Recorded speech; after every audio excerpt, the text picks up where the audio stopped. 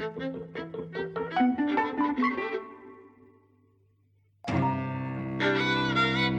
and welcome to Eavesdropping at the Movies. I'm Mike. And I'm José. And we've been to the Electric today to see Passages, which is a French romantic drama directed by Ira Sachs, whose work I'm not familiar with. He's from Tennessee, I believe. Yes, I've seen Keep the Lights On and Love is Strange. And I think I've also seen 40 Shades of Blue. Do you like his work? Yes and no, right? And I think actually I like this one the most of all the ones I've seen. Like Keep the Lights On is also about a filmmaker who's making a documentary who falls in love with this Danish guy, but who's got a drug problem. So I like the emotional nuances, of the work. I like the way that it explores contemporary relationships or relationships in a contemporary setting. And I like the way he's with actors, but I don't like the look of his films. Yeah, I didn't like the look of this. Let me just briefly say what it's about and who it stars. Thomas is played by Franz Rogowski, who we've seen in Transit, Undine, Happy End. He's wonderful. He's one, and we really like him. Yeah. He's a filmmaker, and we see him at the start directing this film that he's making. He's in a marriage with Martin, who's played by Ben Whishaw. They live in Paris, and one night Thomas sleeps with a friend, Agathe, played by Adele Exarchopoulos, who was in Blue is the Warmest Colour. She was wonderful in that. Yeah. And this affair leads to a kind of a bit of turmoil. Thomas, in particular, who is really the central character of the film, is kind of torn between these two relationships, I suppose, and kind of love that he develops for Agathe. I didn't like the look either. I thought it looked dull and it was always kind of lifeless. But this also extended into the film as a whole, which I didn't really get on with. Because remember what the French said about Brief Encounter? All those years ago, that famous thing about these two people in need of a bed, right? Well, in this film, everyone's got beds. They keep on, they find partners quite easily, but no one's happy. I just thought, I kind of felt like... That is often the case. I know, but but I kind of felt like these people don't have any trouble with places to live. They don't appear to have any trouble with money. They obviously have this thing that kicks off with their relationship, with the affair, but they kind of split up and then they find another partner quite quickly and quite easily. I thought, just fucking lighten up, all of you guys. I really didn't get on with these characters. Oh, well, I liked it very much. I thought it was really interesting.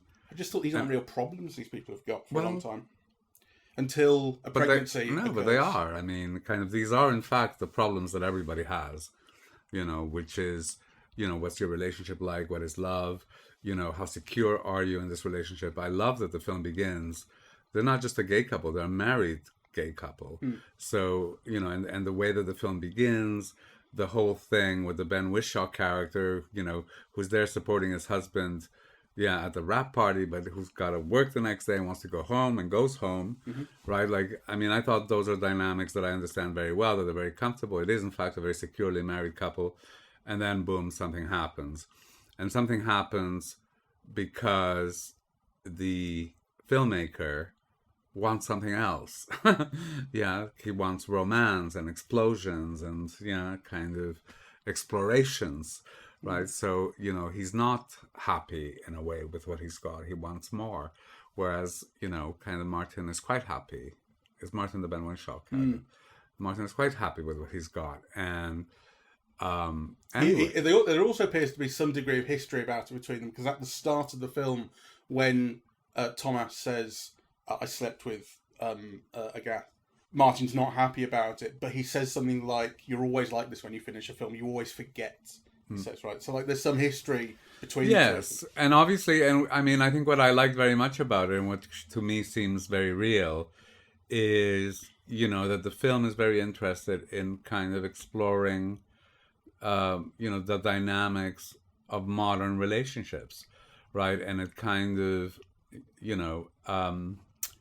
includes, a spectrum of sexual interests and sexual desires, and kind of, I get the sense very much that the filmmaker is kind of primarily homosexual, right? But he's kind of very taken with this woman. He has this affair, and something seems to open up. I thought all of that was very interesting, Mm. But also you get the feeling that he's just entirely self-involved and entirely selfish and kind of not concerned with other people, basically. Yeah, absolutely. And it becomes clearer and clearer, I think, as the film goes on, that he is the cause of, I mean, I get to the point where I'm going, if only, I get to the point where I'm thinking, what is the continued draw to this character that these other characters have? Why are they drawn to him? Or I understood that why immediately. don't they, particularly Ben Whishaw, although ultimately he does get to the point where he rejects him for good. But why is he continually drawn back to this guy? I wanted more of a sense of what the draw was. To me, it was very clear. I mean, the filmmaker. Well, first of all, he's very sexy, right? He's got this kind of ugly El Greco face. Yeah, he's got this kind of high-pitched voice, right? Mm-hmm. So you think, oh, he's actually kind of ugly, really, yeah. But then he begins to move in the dance floor, and you can see he's a very sexy man, right? And then, he moves kind of in a very sexual way. He's a good time in bed for sure. And then also, he's an artist. He's somebody who's kind of making films, who's got ideas, who's kind of, who's got kind of a circle. And you could see that, like at the end, when you come to the Venice Film Festival with me, you can see that those things that go with being the type of filmmaker that he is something that he uses to draw people in the way he wants them drawn in. Mm. So I understood that kind of, I understood that. Mm. I don't think I got as much of a sense of you as you did from the dance scenes or the sex scenes of him as a good mover. Mm. I don't think I really felt that. I think it's partly the way it's shot, which is all this head and shoulders and the kind of long take, and there's not a lot going on in it. It felt kind of dull, as I was saying, roughly speaking, about the look of the film. The one thing I did like in one of the early sex scenes, it's the second time he sleeps with a gaff, is that he moans. He's the one making noise, and she's not. She's basically very unusual, like women vocalise, and men typically not so much, if at all. But it's... Yeah, right. No, I mean, less so, but I mean... In movies, no, maybe. It's true. I mean, it's anyway. But that's the point, is she's the one, because it's in a public place, she's the one shutting him up. He's the one who is kind of being enlivened by this experience because it's something he hasn't experienced for a long time, and he's falling for her. And sex with a woman is, this kind of this clearly he's had it before. He and not just that he's had sex with her before, but in the past. But he's kind of, there's something renewed and enlivened about him by it, and I thought that was a moment that I really enjoyed. And then eventually, I also kind of thought these are two actors who, to the best of my knowledge, I don't know if Ben Wishaw's gay. He is. Is he? But I don't think Franz Rogowski is, and I'm kind of thinking all the sex scenes we're seeing with him in particular, because this is what the character's going through, are straight sex scenes, and eventually you get to this gay sex scene between him and Ben Whishaw when they he seduces him once again, and something about that kind of really enlivened the film. And it's partly that it's explicit to a degree that I wasn't expecting, and more so than any of the scenes were with the woman. The woman, yes. But maybe that's also because that's something that I have no particular history with. I mean, it's still kind of very reticent in a way that, heterosexual sex scenes aren't. But it's kind of more daring than is usual. So I liked it. I both liked that, and it felt a bit awkward to me as well. Yeah. Were there things that struck you as false or kind of bum notes or that kind of thing? No, it's just the camera was very reticent. Yeah, kind of. Oh, I didn't necessarily mean in that scene specifically, but throughout the film, were there things that weren't? No, I think the reason why I like the film is because that kind of felt true to me. And actually, one of the things that. So on the one hand, you're thinking, why is it taking it so long for Martin to really kick him out, right? To put up with all of this, and then of course he realizes he loves him, right? And kind of that's why he's doing it, yeah. And then, kind of a line is crossed, yeah. Whereas it's kind of it's different to think that you've come to a new understanding with your partner than to think that you're once more being manipulated, yeah, about something so serious.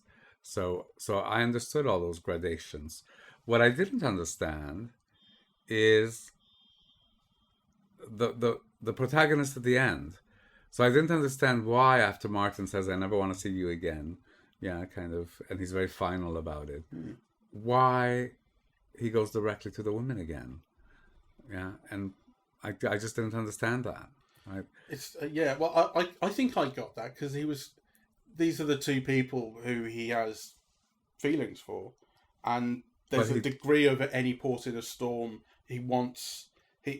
When he's not with one, he wants to be with the other. When he's with one, he wants to be. He constantly wants both of them. And at one point, he even just says, "I'm confused." And someone at the back of the cinema sniggered, and I was like, "Yeah, exactly. Yeah. Like, no shit, you're confused." That's all we've seen throughout the whole film is he wants all this stuff. And he doesn't really know what he wants, but he wants them both. And so I understood that he would be. It's almost like it's like exhausting his options, Well, I didn't understand the going back because it had been clear he'd already ended that and returned, and you got the feeling that the person he really loves in that is Martin. Yeah, though it's also clear that the relationship with the women is also, yeah, effective. He says, "I think I love you" at one point, right, to her. So, but I just thought that if that avenue is exhausted, kind of you're clear on this man now. Why return to the woman just because he's kicked you out? I mean, that just didn't make sense to me, right? I just think he could have found somebody else. He could have gone to a club that night and picked up someone. I mean, there's a million things he could have done rather than return to her. And I also didn't understand, or I couldn't interpret, well, that might be a good thing, the bicycle ride at the end, where, you think he's really sad, he's very frantic, but then it ends with a kind of almost a triumphant kind of little smirk or glint, or in the Marseillaise plays. In the Marseillaise plays, yes. In a kind of jazzy, off-kilter way. But yeah. But I mean, it struck me as pretty derivative as an ending, and I can't wait for the cunt to get run over at that point. To be honest, I thought he's just because actually the best scene in the film, I thought, by a long way, was the scene between Agathe and Martin, where Thomas and Martin have slept together while they were all at that retreat, the chalet place. Yeah. And she's heard it, and that's why she's rejecting Thomas. But then, they're going off to Venice the next day, supposedly, Martin and Thomas, and so Martin goes to see Agathe and say, I guess before it's all kind of coming to an end in a way, and she reveals that she's had her pregnancy aborted, and that is the line that he crosses. That's the line that gets Martin to finally end it with Thomas. It's like what he's capable of putting onto this woman. She's the only one I really felt for at any point in the film, because and I suppose I felt in some way like Martin does at this point. It's that she's the one who's going to have a baby on the way. Like the others have kind of emotional problems and breakups, but Thomas can be a deadbeat dad for all it matters, right? But she's not going to be able to give up this baby if she has it, and that's something that she's been kind of seduced into and subjected to. And so then the fact that he's able to basically put that on her, and then she has to take this decision to but maybe he's right. It. Maybe they could have had a fantastic relationship raising this child together, in kind of interesting and new ways, which is what lots of people do. So what do you mean, the three of them?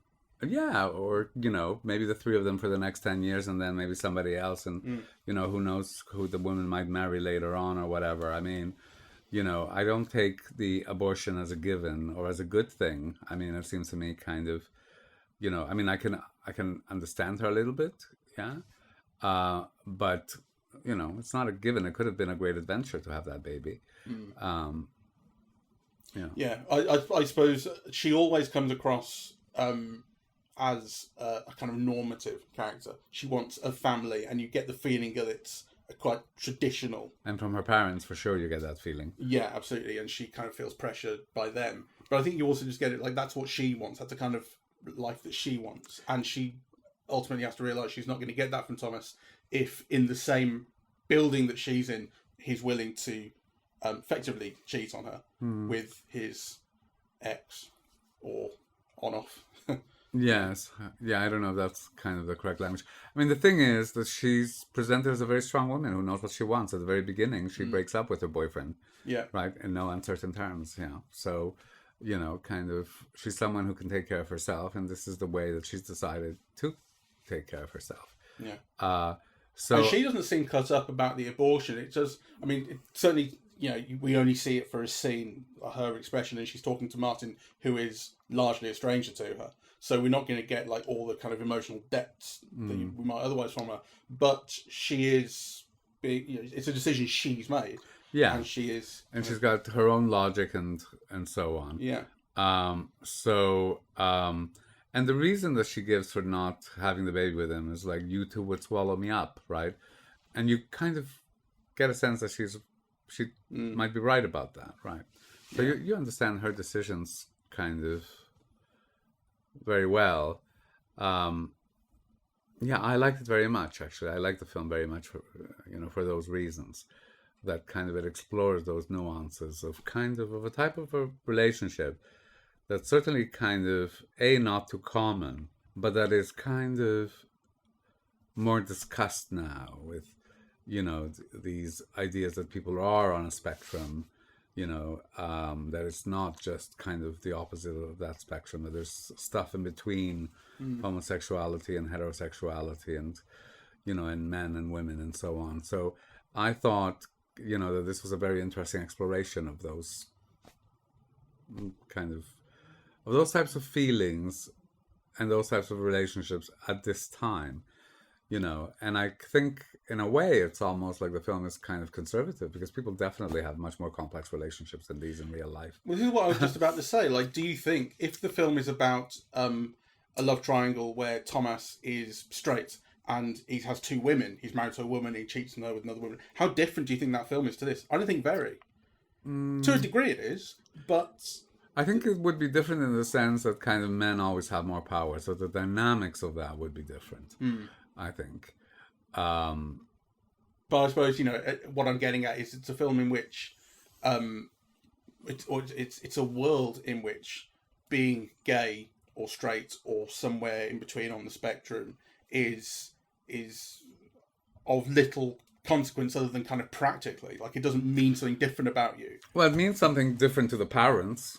Yes, to the parents it does. Sure. So I think the social element of discrimination and so on is there in the film. The film acknowledges it. But these people are also living in this kind of artistic bohemian world in which kind of, a wider array of behavior is accepted, than kind of might be the case. And I think it's because of that maybe, some aspects of the film don't quite ring true to me. Yeah. Again, that element of him returning back to the school and, to try to get back with her, I think kind of... I suppose that made sense to me just because she has kind of rejected him over the phone. I don't want to speak to you and so on. But it did play to me that being rejected in person is what he needed to kind of, to understand it was at an end.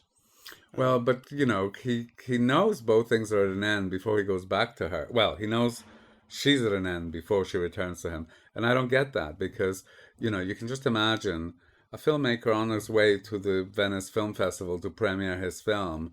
I mean, your boyfriend kicks you out. You ask some cute guy to go with you, and that's that. I mean, I don't understand. So needy. I mean, that's the kind of character. One of the reasons I didn't like him. Bloody needy. Well, make up your mind. I don't know. Well, he does seem needy in the sense that he always needs to be in one relationship or another. And he's certainly kind of very demanding and very, very egotistical and selfish about it. But you can also see the attractions of a person like that, I think. Yeah, I think he has to realize that these two relationships are at an end before he finds that new cute guy. Yeah, well, maybe. You know. Anyway, I liked it very much, and I think we're living in an interesting time where this type or these types of relationships are kind of explored with the level of seriousness that this film offers. Though I must say that the level of seriousness that it offers in terms of the treatment and also a kind of understanding of I think people and relationships and so on is not accompanied by what I would say as a cinematic nous. Yes, Mm. that he doesn't seem to me to be a very skilled filmmaker. No, I quite agree. I think the film lacks pace, and that it occurred to me that might very well be It lacks deliberate. The pace. it lacks visual poetry. It lacks visual expressiveness. Like you said, the camera is always like head on. It's a medium close up. Kind of. There are so many expressive tools, yeah, that are not at all explored through even lighting or anything, right? Like, I mean, and actually, I thought even the costuming, because I'd often catch myself saying, "Oh, I want that sweater," rather than what does that jumper tell you about this character and this person, and Yeah, like how's he expressing himself through his or dress what is the film expressing about that character through what he's wearing. I mean, there is some of that, but kind of there could have been a lot more. Um, the film will come up occasionally with a composition or two, which is what, but it will like the film will begin a shot in an ugly composition, and then whether it's people leaving the scene and you end up with just two of them, and then it becomes a composition that is worth looking at. That happens a couple of times, but I kind of thought like this is a way that I've seen an awful lot of mediocre European movies look. Is this kind of cheap? The camera's just on a tripod, sat on at the end of a room, looking at a group of people. It's not very interesting. Like the sense of things playing out in real time, I kind of appreciate. That like it will the scene, the film will let a scene linger a little bit before like the character kind of absorbs something that's happened and moves on or whatever it might be. Like I quite like that, but it happens in such a visually dull fashion. Yeah, it happens dramatically. So sometimes, like a character will pause and then run after a person, and actually, that's all held within the shot, and that does create kind of interesting tension. So kind of there are moments of that work and that are good, but you could have created the tension through I don't know, editing or all kinds of other ways, right? And some of it. So there was that scene where they were in the bedroom. And I think they're talking about getting back together or breaking up again. I forget what it was, And Ben Whishaw goes into the other room, yeah, and then comes back to answer, but you only see like the bottom half of his face, and you think, well, like, why? Yeah. Like, so kind of he's responding. It's a real moment. You want to see what effect this is having on him, and the director's denying you that because there's like an interesting composition with 1/3 of the frame being it's just stupid. I thought that was it's like ill-judged. It's sub Tom Hooper, because Tom Hooper will at least let you see someone's like half of someone's face, but at least facing the camera. There's so much just being like stood away from the camera. There's that scene early on where Thomas is sat on the edge of the bed and Martin's in bed, but Thomas is completely blocking him off and facing him, so we just see the back of Thomas's head. Do you remember this shot? And there's a composition to it. There's something vaguely interesting. I don't know why it's happening though. I would rather see these characters' faces as they're talking to each other. These are good actors,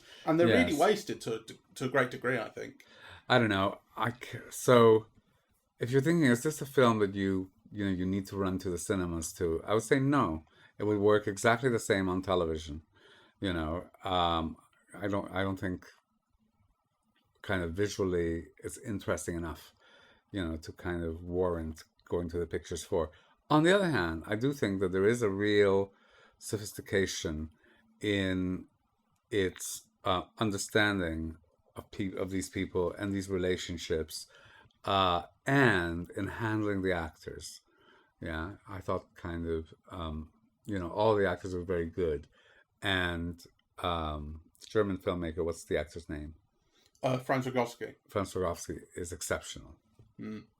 I didn't like it really. Yes. Well, I just thought, fucking lighten up, you miserable bastards. Like, you've got places to live and nice jobs and friends. Just fucking you lighten just up. don't have a romantic bone in your body and stuff. If it's not with children or in some cartoon, forget about it. I just think this prick. It's just people who won't talk to each other, Or they kind of will. Like, he will express, I think I'm falling for this woman. Actually, he's very expressive about it, but he just won't grow up. Well, I liked it. Yeah. Yeah. And I think, actually, if you watch it on TV, I think you get bored and turn it off. I think you have to be in the cinema because... That's probably true, actually. Yeah. That is probably true. So you have to go to the cinema, but not for good reasons. Yeah. All right. Well, thank you very much for listening. We are eavesdropping at the movies, and we are on Apple Podcasts, Audible, Google Podcasts, Spotify, SoundCloud, and YouTube. On social media, we're on Facebook and X, or Twitter, as we still call it, at Eavesdrop Movies. And the website is eavesdroppingatthemovies.com. Thank you very much. Bye-bye.